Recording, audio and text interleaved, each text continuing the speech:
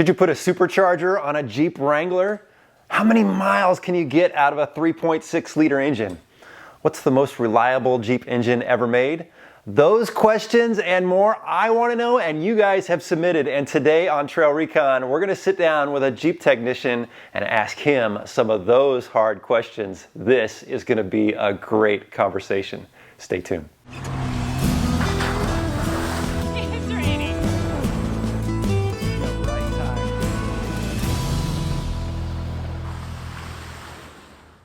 Welcome to TrailRecon, I'm Brad, and today on this episode of Coffee One Take, we're here in the garage with my good friend Jerry from Shift Autowerx.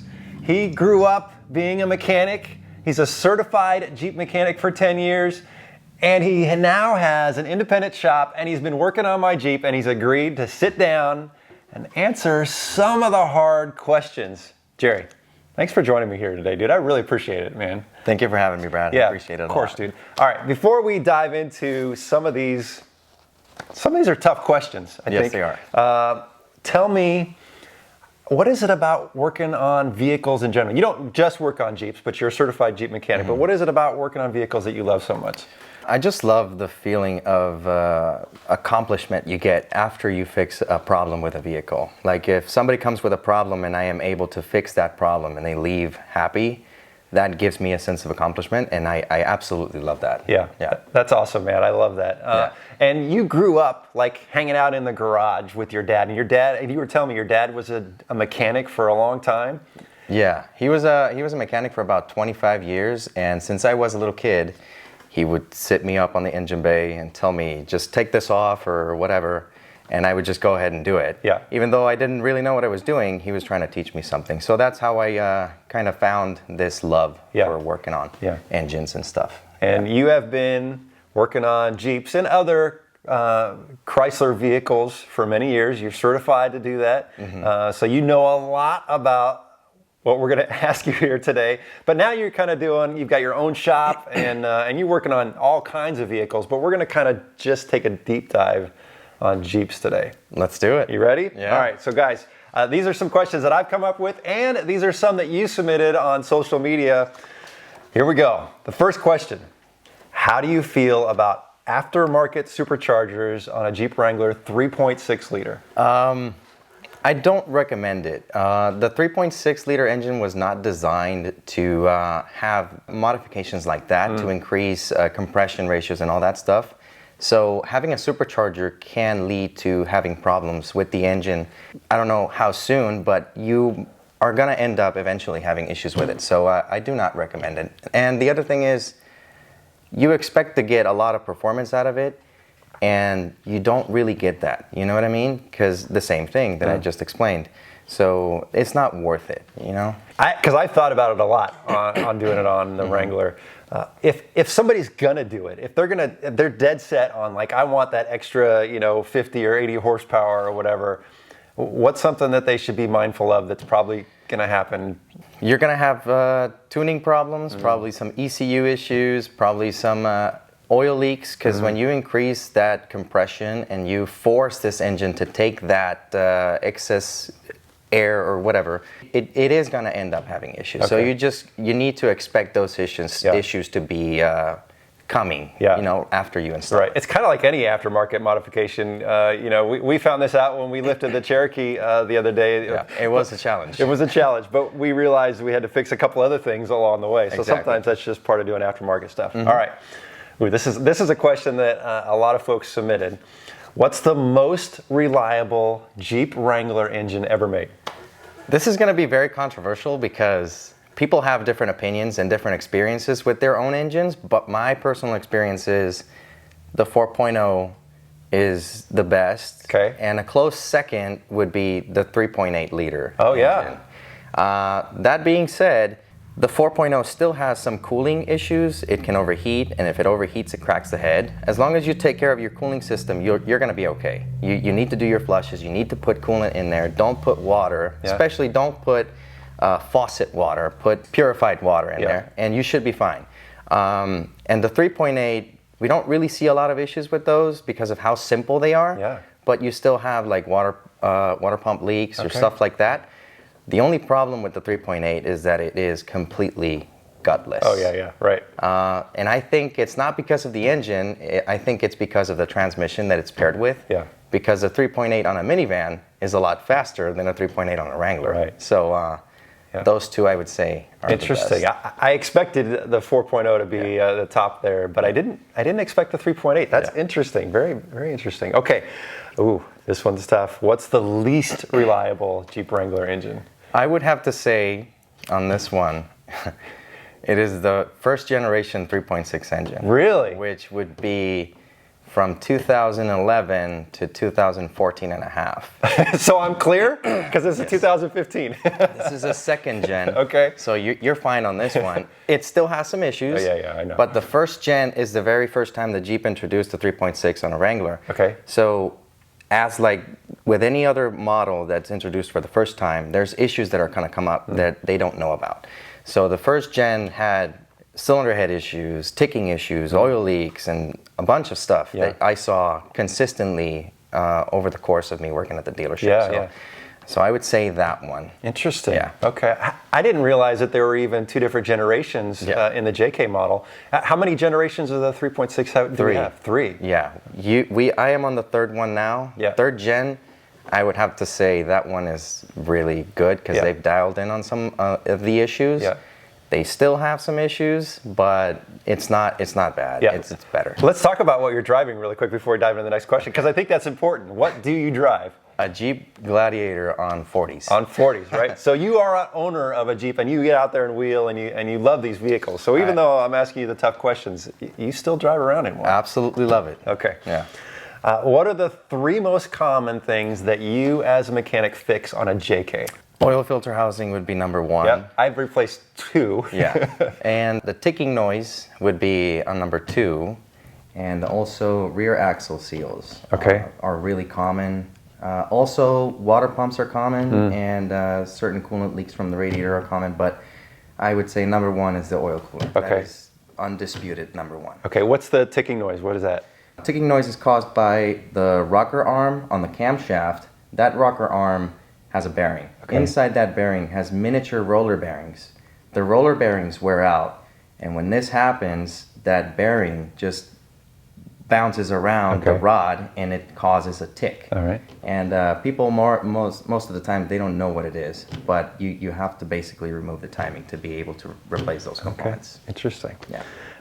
What are the three most common things you fix on the JL? And we'll throw JT in there as well. Okay, so auxiliary batteries would be number one. Yep. Oh man, I can't even tell you when I told people I was going to sit down how many people ask questions about that. But okay, we'll get to that. Yeah. So the auxiliary battery would be number one. Number two, I'd say just electrical issues in general. These JLs and JTs have a lot more modules and electronics than the JKs. They are more prone to fail. So electrical issues would be a number two. And when I used to work at the dealership, cylinder head issues on the right side were also kind of common. The gasket fails, starts to leak coolant into the combustion chamber, causes a misfire. Yeah. I did a few of those. So I say those three. Okay. Oh, the locker. Oh yeah. Yes. Yep. The differential locker. Actually, that is number one. I've replaced mine. Number one. Yeah, that's the number one problem. I've replaced mine. All right, next question for you, buddy. What's the next upgrade someone should consider after lifting their Jeep and putting bigger tires on it? Regearing. Regearing is crucial to your vehicle's performance. Okay. If you have a Jeep and you're going to put bigger tires, you have to consider regearing almost immediately after, because the operation of the transmission is affected a lot. So if you regear it, you get your transmission operating properly, the speedometer works perfectly, and it just feels lighter. Yeah. You know what I mean? So regearing would be the next upgrade. Okay, this is not on my list of questions, but I know people are probably going to ask in the comments, so let's just answer one. If somebody puts 35s on a Jeep Wrangler JL, what gear should they go with?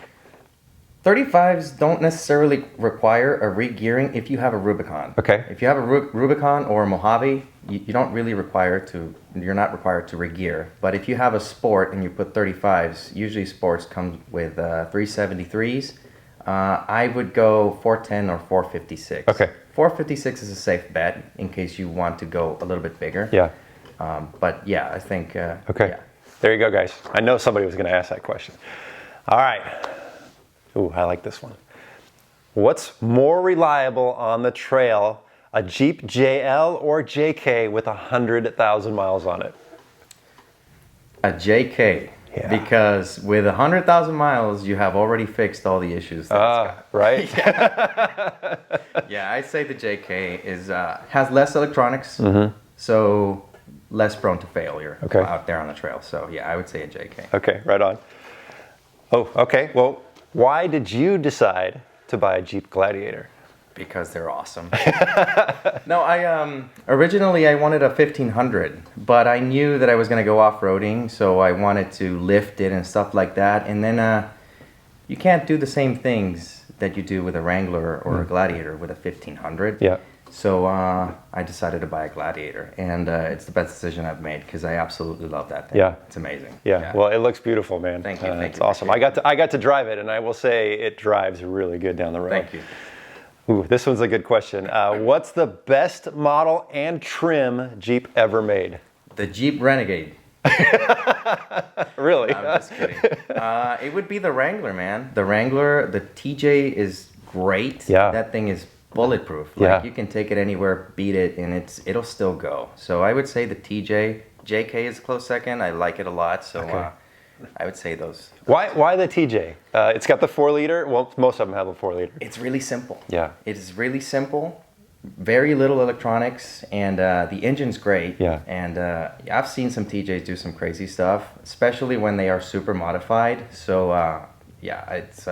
I used to have a TJ before, and it was amazing. Yeah. I loved it. So. Yeah, my son Jordan had a TJ we worked on for a little while. I was kind of sad that he got rid of that. So. Yeah. All right. How long will the 3.6-liter JK engine last before needing to be rebuilt? This is a personal question because I'm at about 128,000 miles. So it depends on how well you take care of it. Okay. Usually 3.6 engines don't fail on the bottom end. They don't really have a lot of knocking issues or oil consumption issues. They're pretty good down there. The problem is up top. Cylinder heads, the aluminum they use to build those cylinder heads sometimes is a little questionable. But bottom end is usually really good. So if you take really good care of your oil, if you take care of your oil changes, do them consistently, use really good products. I usually do my oil changes every 5,000 miles at the most, and use full synthetic oil all the time. You probably won't need to rebuild it. You know what I mean? You're always gonna have a really good operating engine. So it all depends on how much you take care. 200,000 miles? Yeah, I've seen one with almost 400,000 miles. Well, that's a question. Well, we'll just get to that question now. So, what's the most miles you've seen on a Jeep Wrangler? It was 385,000 miles on a JL. It was. This is the interesting part of that one. It was a 2018 JL, and the year that I saw it was 2019. Wow. So it had only been out for a year, and that Jeep had been driven everywhere. So. Wow. So, yeah, that one, I would say that one. Okay, interesting. If someone was going to buy a used Jeep Wrangler JL Rubicon, what are the first 3 visual things that they should look at? So they're walking up, they're thinking about buying this. They can't break the engine apart, but what should they look at? So when you're buying a used vehicle, you will not be able to tell how much has been used, right? So what I would do, I would go underneath and check if it's got scrapes and damage to any suspension components, something like that. I would check the oil, but usually when somebody sells a used Rubicon or any sort of vehicle, they replace the oil, so you can't really tell.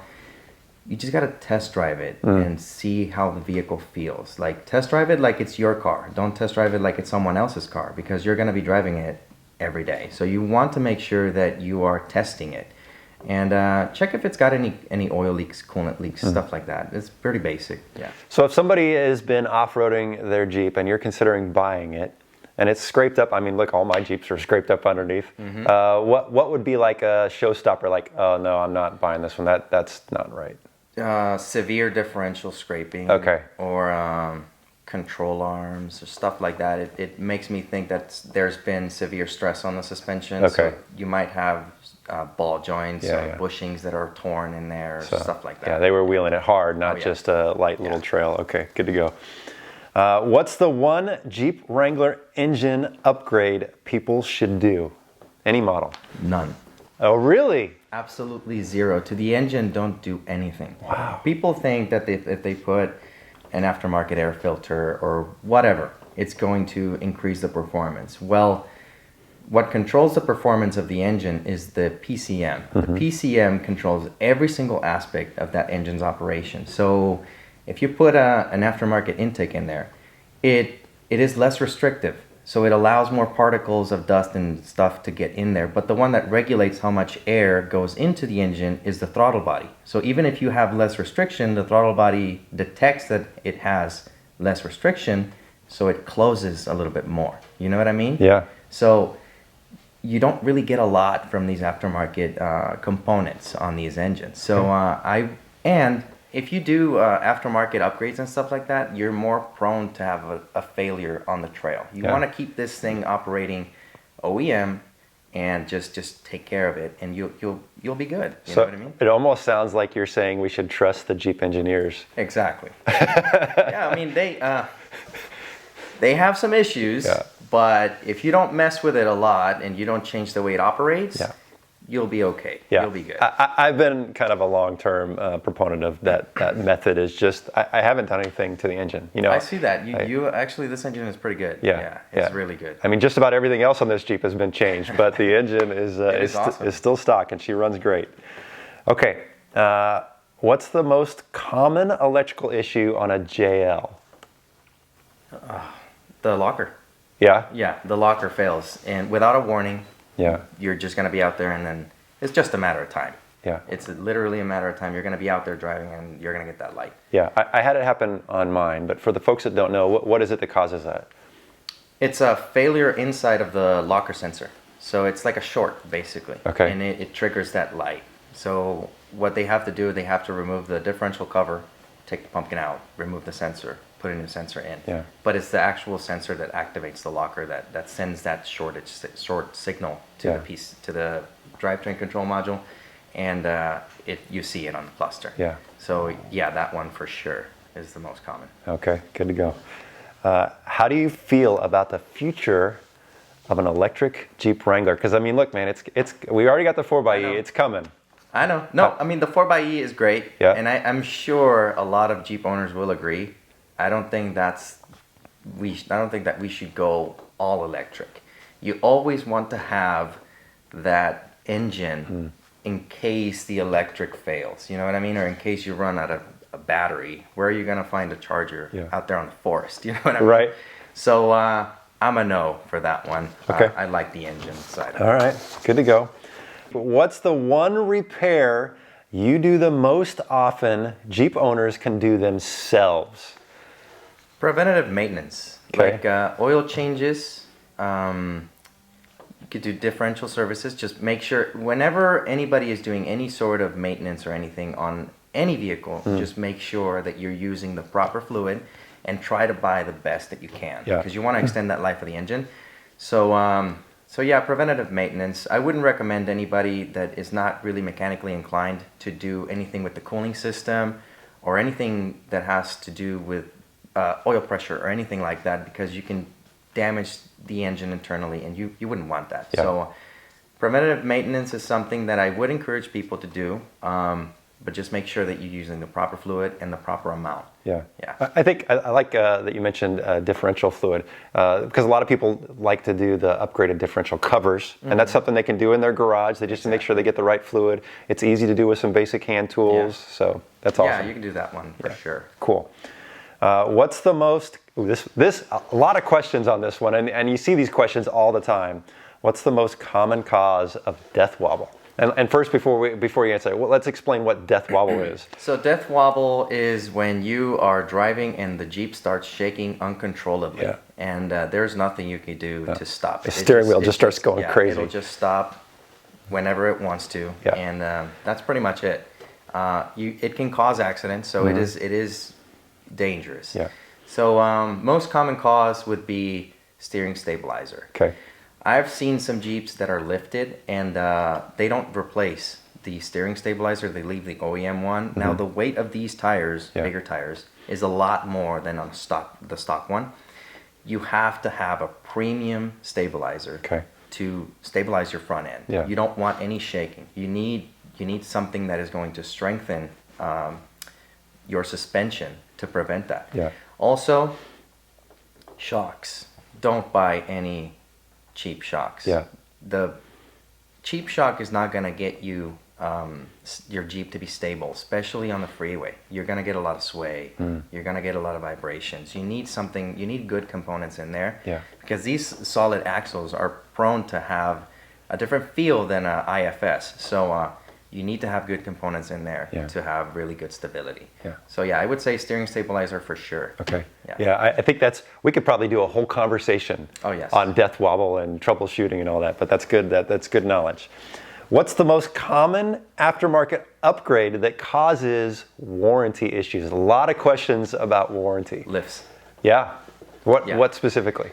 Well, if you lift the Wrangler, you're changing how the vehicle drives, how the vehicle operates. You're putting more stress on the engine, more stress on the differentials, transmission, all that stuff. So if you lift your vehicle and you go to the dealership, first thing they're going to say, oh, it's lifted. You got bigger tires.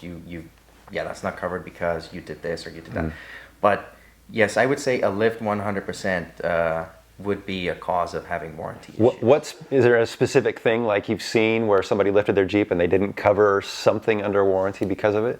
Yes, the engine failure, and they said because the Jeep was too heavy, the tires were too heavy for the Jeep, and they didn't cover the engine repair. So yeah, it's a lot of controversy about this topic. It doesn't even matter where you do it, unless you do it at the dealership and only with the parts that they sell in the Mopar kit, right?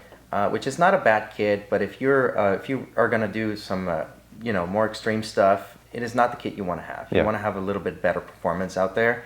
So unless you get that Mopar kit installed, then you're not going to have issues. But if you have like a 4.5 like we have, you can have issues getting some of the stuff covered under warranty. Got it. I will attest that on the Jeep Wrangler diesel I had, the first kit I put on there was the Mopar kit, and I had the dealer install that. It actually rode really well when I first got it, but then I did some things like added a whole lot of weight, rooftop tent, and then that suspension was just too soft. But it is a really nice kit, so I can vouch for that. Okay, what's the trick to keeping the small JL or JT secondary battery charged? This also seems to be a common problem. Yeah, you can't. There's nothing you can do. There is absolutely nothing you can do to keep it charged. The only thing that you can do is constantly be using your Jeep so that the alternator is constantly charging the batteries. Okay. If you leave your Jeep sitting for more than 30 days, that battery will die. And we're talking about we're talking about the small battery that's underneath the main battery, right? Exactly. Yeah, so if you leave your vehicle parked for more than 30 days, that small battery will die. So you need to constantly be using it.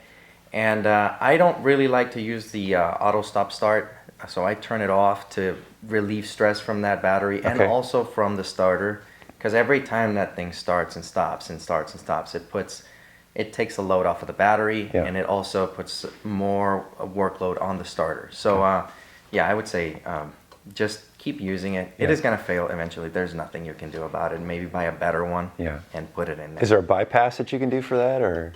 I haven't done it. Okay. So I have not done that one. I wouldn't know. So if you're going to park your Jeep for more than 30 days, maybe just disconnect the battery? Disconnect the battery, but also you can put a trickle charger on it. Oh, okay. Just leave it plugged in. There you go. Yeah, you should be fine. Okay, good to go.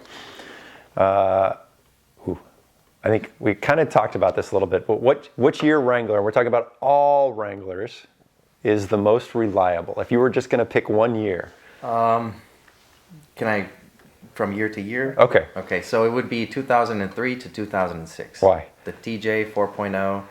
It was really, really good interior. The interior was a little bit better than the previous model, and like I said, the engine is just great. I love it. Yeah, had a lot of power, and it was great. All right, a lot of thumbs up for the 4.0 liter. Okay, what's something Jeep should add to the Wrangler as a standard feature in the future?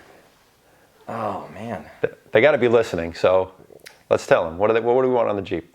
Well, for example, for me, I go off-roading a lot. And when I'm out there on the trail, I absolutely love that front camera. Yeah. I love it. It's so great. Like, the position of the tires is great. Whenever you see that tire in that line, you know exactly where to put it.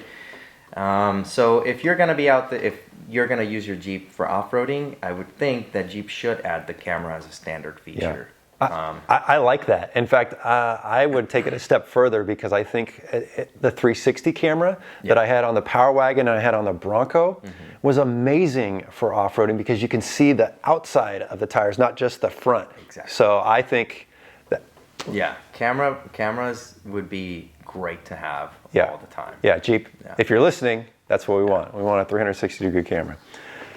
Why does, this is a personal question for me since I've replaced two, why does the 3.6 liter oil cooler fail? What is it about that? So many people have to replace those. It's made out of plastic. So the place where it's mounted right in between both heads in the valley of the engine where there is a lot of heat. And you're exposing that plastic piece to a lot of heat. Now, it has to hold also about 100 psi of oil pressure and pressure from the cooling system as well. So it's constantly being hot and then cooled and then hot and then cooled. So the integrity of that oil cooler changes with all that heating and cooling. So that's basically why it fails. Okay. And it cracks and it starts to leak. Now, if you want to fix that, there is an aftermarket option that you can buy. It's an aluminum one. It doesn't mean you're not going to have any issues because they still take rubber O-rings and stuff like that, which they can fail, but you know at least that the cooler itself is not going to crack. I don't know. I think it was just cost effective for Jeep to make it plastic or polyurethane. And so that's why they did it. Okay. But that's why it fails, because it gets hot and cold. Well, I've replaced two. So maybe my next one will be aluminum. Okay, now we're going to switch gears a little bit, my friend. Okay. I'm going to ask you, I got 10 questions here. And we're going to go super fast through these. And you can answer yes, no, or pass. Okay. All right, ready? And these are some good questions. I think we're going to try not to laugh too hard. Are Toyotas really more reliable than Jeeps? No. Ooh. Would you buy a Jeep Wrangler 4xe? No. Should you install lights before lockers? No. A lot of no's. Can the current generation Dana 44 handle 40-inch tires? Yes. Woo. Should you be able to buy a Jeep Wrangler from the factory with 37-inch tires? Absolutely. Absolutely. Yes. If Jeep puts the new Hurricane engine in the Wrangler, if they do it, will it be better than the 392? No. Ooh. Should they change the Jeep Wrangler to independent front suspension? Absolutely not. No way. E-torque should be installed on all Jeeps? No. Yeah, some hesitation there. No. The customer is always right. No. Absolutely not. The next vehicle you will personally buy will be a Jeep. I don't think I'll get rid of my Jeep, so I'll just keep my Jeep for the longest time. If I ever buy another one, it will be a 392 for sure. Right on, man. Yeah. Well, dude, that's some tough questions, man. Well, thanks for fielding those. Some good knowledge. I appreciate you sitting down and allowing us to pick your brain. And I also want to just say thank you. You've helped me personally a lot with getting a few things squared away. I know we just spent 10 hours the other day working on that old 74 Cherokee, but it was a challenge. Yeah, I really appreciate it, man. And look, guys, if you have more questions that you would like asked, let us know down in the comments. Maybe this is something we can do, every once in a while and just kind of field some questions from a Jeep technician. And if you need some work done on not just Jeep, you do all kinds of vehicles over at Shift Autowerx here in Escondido, California. Give Jerry a call. He'll take good care of you. Actually, when I was over at your shop the very first time, you were swapping the engine on a Toyota. Oh, yeah. That had been hydro-locked. Yes. Yeah, exactly. so you're working on all kinds of vehicles over there, and great guys will take good care of you. And if you are visiting us for the first time here, make sure you hit that subscribe button. Jerry, buddy. Thank you very much for having me. It was a pleasure. Have a good one. We're going to go hit the trail here soon. Awesome. Let's do it. Thanks for watching, guys. We'll see you in the next video.